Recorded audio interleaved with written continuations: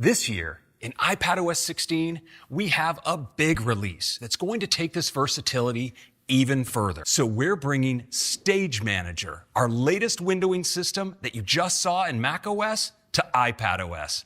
With Stage Manager activated, I can now resize windows, exposing a powerful new way to work with apps on iPad. For the first time on iPad, I can work with overlapping windows.